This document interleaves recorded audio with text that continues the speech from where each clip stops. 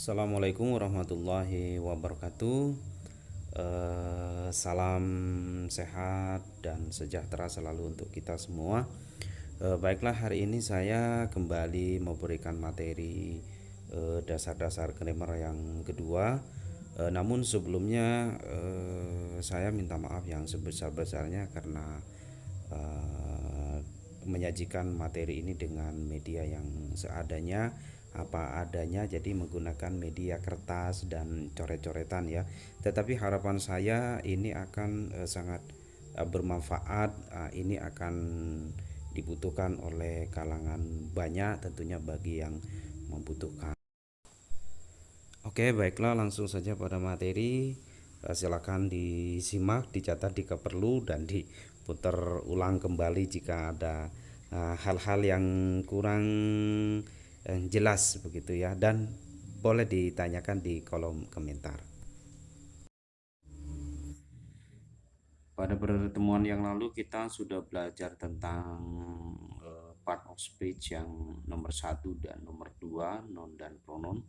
Hari ini kita akan melanjutkan ke materi berikutnya, yaitu nomor 3, adjektif ya, kata sifat ya. Kata sifat di sini contohnya adalah cute, beautiful ya. Jadi kata sifat itu adalah sifat, bisa menjadi sifat seseorang atau karakter itu ya, karakter seseorang ya. Itu masuk ke dalam contoh kata sifat, seperti misalkan cantik ya. Berikutnya nomor 4 adalah verb atau kata kerja. Contohnya adalah speak ya, atau di dalam bahasa Indonesia berbicara. Ya, kata kerja ini biasanya di dalam bahasa Indonesia yaitu kata yang mengandung imbuhan kayak berbicara, memakan ya. Itu sesuatu yang sifatnya pekerjaan ya. Itu adalah kata kerja. Berikutnya adalah nomor 5, adverb, kata keterangan. Di mana kata keterangan ini ada dua, adverb of time dan adverb of place ya. Kalau kata keterangan waktu seperti misalkan menunjukkan waktu, kata keterangan tempat misalnya contohnya yang menunjukkan tempat ya, contohnya at 3 o'clock in the class dan seterusnya ya. Nomor 6 adalah preposition atau kata depan ya. Kata depan ini biasanya selalu berada di depan kata, kayak contohnya at 3 o'clock ya, in the class ya, in ya. Itu nanti ada hukum grammar yang mengatur cara penggunaan at, in, on dan lain sebagainya ya, ada ya. Ini cukup kita tahu aja ya tentang ke-8 part of speech itu apa aja ya, secara dasar lah. Berikutnya nomor 7 ini conjunction ya, atau dikenal dengan istilah penghubung ya, dimana penghubung ini sebenarnya banyak contohnya. Saya memberikan satu aja ya, and ya.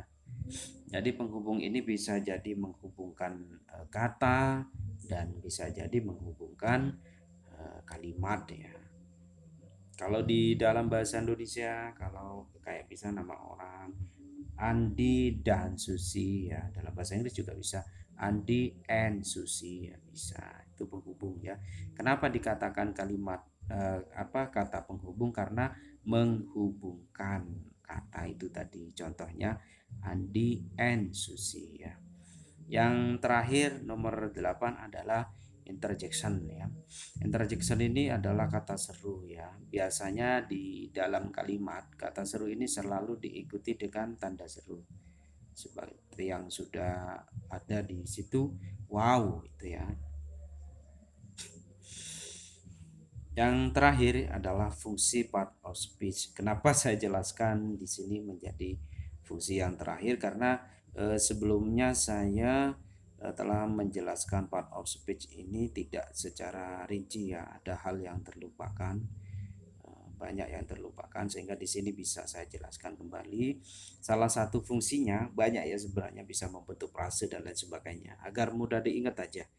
ya, sehingga saya meminimalisir termasuk contoh, termasuk penjelasan-penjelasan yang lain. Ini banyak ya, substantive verb ini bisa dijelaskan secara lebih luas ini, karena saya sudah berjanji di sini untuk memberikan materi secara dasar dan dijelaskan secara dasar, sehingga masuknya itu ke alam, ke otak kita secara berlahan ya.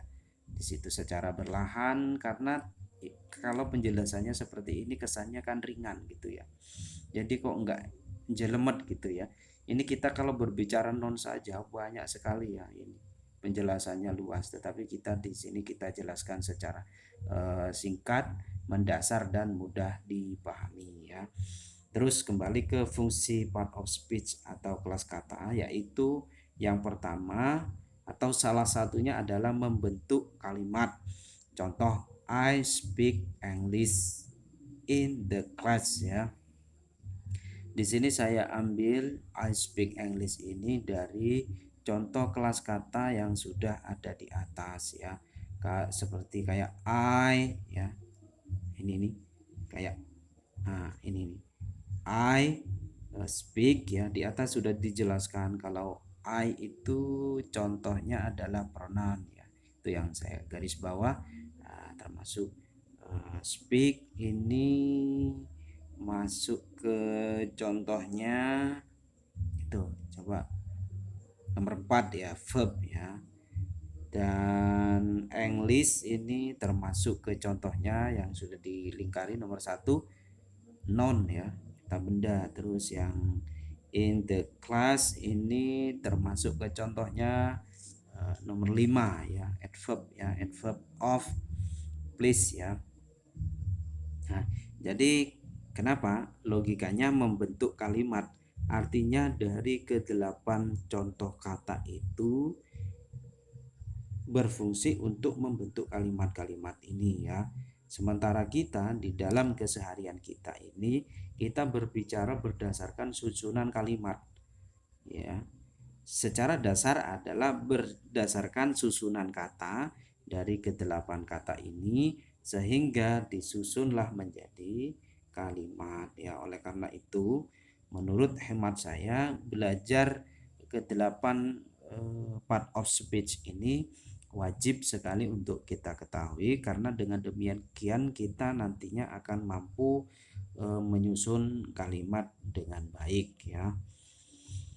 Mungkin itu saja yang bisa saya sampaikan materi dasar kali ini.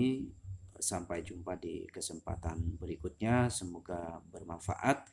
Wassalamualaikum warahmatullahi wabarakatuh.